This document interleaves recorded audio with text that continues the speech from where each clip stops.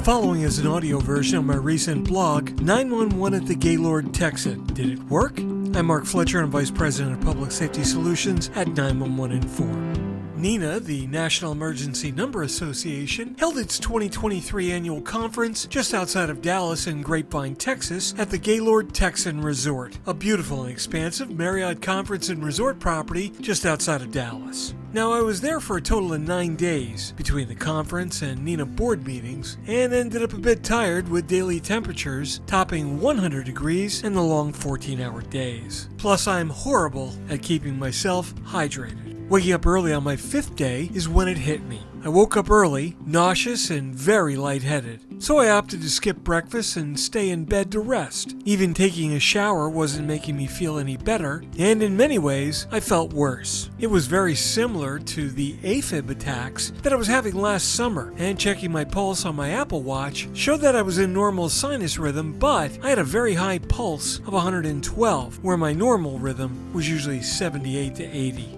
Taking all of this into consideration, in addition to my cardiac history of last year, I decided it was probably time to make sure my 911 frequent flyer card was still active and at the same time test Marriott's compliance with Kari's law from the hotel room phone. I grabbed the phone next to the bed, dialed 911 directly, but the phone was full of static and I couldn't hear anything on the other side. So I hung that phone up, grabbed the cordless phone, and dialed 911 again while taking stock in the room where my cell phone was, just in case I needed it. Success! Kari's Law compliance. This time I heard 2 rings, and then, "Grapevine 911, what's your emergency? Police, fire, or medical?" I confirmed with the call taker that I was at the Grapevine Gaylord and gave them my room number, and she began to go through her standard protocol like a pro. And at that point, I felt reassured that I had a seasoned professional on the line and that I was totally in good hands. Once again, thank you, 911. She then advised me that paramedics were en route and that she would notify the Gaylord security team. However, they probably were already on their way to my room, as they get on-site notification of 911 calls on the MLTS. And I thought to myself, yes, Kari's Law to the rescue once again. On-site notification and misdials. Not 15 seconds after hanging up with Grapevine 911, there was a knock on my door and security entered along with an EMT from the Gaylord staff.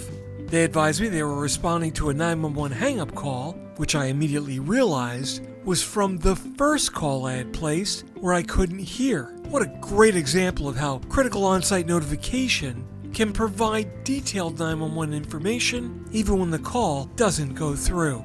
Had I not been able to complete the 911 call or had passed out before any location information could be conveyed, local on-site security was already aware and on their way to my room. Now, the lack of on-site notification has always been a pet peeve of mine, mainly for this very reason. When it happens for real, it becomes painfully apparent how critical this functionality is. Plus, the features usually included in the core MLTS system simply needs to be turned on and configured. It reminds me in that Kari Hunt's brutal murder, the coroner testified that Kari likely lived for 20 minutes with her wounds. And I know there would have been plenty of time to alert someone that those emergency calls were being attempted but failing, and potentially would have saved Kari's life since EMS was only minutes away once they were actually called. A simple, well-designed solution and policy. Now, the technology that I write about here is likely included in almost any current telephone system today. This simple and likely free solution has been augmented and improved by policy and procedure at the hotel and Grapevine 911 and the local emergency staff. So kudos to Marriott. Not only did they fully comply with Kari's Law, but they also put a policy in place that dealt with the event expeditiously and efficiently. That resort is massive. If you've ever been to a Gaylord property, once you walk through the front door, unless you're doing something off-site, there's probably no reason to step outside until you're scheduled to check out. The center atrium is full of walkways throughout the middle, and there are shops and restaurants galore. I would even challenge employees to precisely describe exactly where they are at any given time. We all know that location is critical, and for call calls originating from an MLTS, their local security team needs full situational awareness about that call. The policies that Marriott implemented have been thought out well and done in advance. And most importantly, they've been coordinated and vetted with local public safety officials. Everyone is on the same page and everyone followed the plan. For me, I continue to trek forward, not only scolding those who ignore their responsibilities for being compliant, but also for praising those who are not just following the bare minimum of regulatory requirements, but look at the situation holistically and develop a plan that takes the spirit of the law and puts a solution in place. So thank you to the Marriott properties. They take both Kari's Law and the BAUM'S Act very seriously, actually making it part of their branding standards, and they were one of the first major hotel chains to do so over 10 years ago.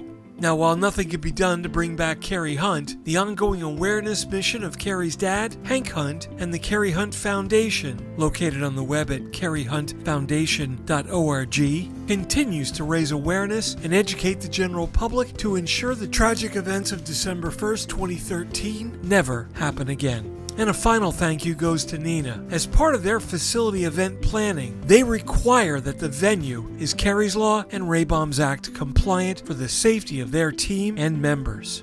All I can say to that is a heartwarming thank you. I'm Mark Fletcher, ENP, and I'm Vice President of Public Safety Solutions at 911 Inform. Follow me on Twitter at Fletch911. Check out all my blogs and podcasts at fletch.tv, and you can also view my profiles on LinkedIn and Facebook. Thanks so much for listening, and if you're in public safety, thanks for what you do. Remember to like this post if you find some value. Stay safe, and we'll catch you next time.